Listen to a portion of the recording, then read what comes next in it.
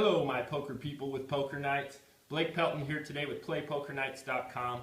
And today's poker tip, we're going to talk about an actual rule in No Limit Hold'em that is very commonly misunderstood. And that is minimum raises in No Limit Hold'em. A lot of people are under the impression that a minimum raise is doubling the previous bet. That is the case on the first raise, but it's not the case on the raises following that. So we're going to go over it today to help you understand a little bit better of what minimum raise, a legal minimum raise is. So in this situation, we have 5 hands here. We have a small blind of 25, a big blind of 50. Now let's say this player wants to raise. The minimum he has to raise is true to double the big blind. So let's say he does a minimum raise and raises it up to 100. Okay, now what's the next minimum raise for the following player? A lot of people think they need to raise it to 200, but that is not the case in No Limit Hold'em.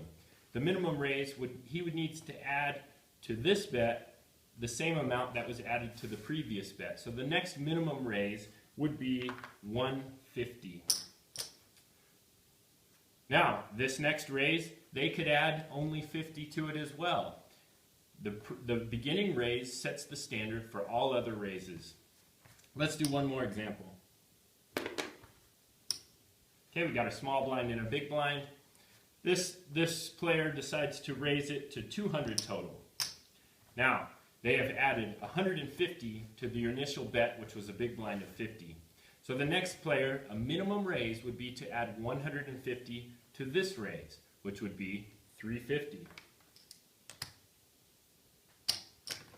So that's a minimum raise in No Limit Hold'em, and the only time that changes is if someone is going all in for less than a minimum raise. Hopefully that clears things up for you a little bit on what a legal minimum raise is, and if you have any questions, don't hesitate to ask our awesome Poker Nights dealers.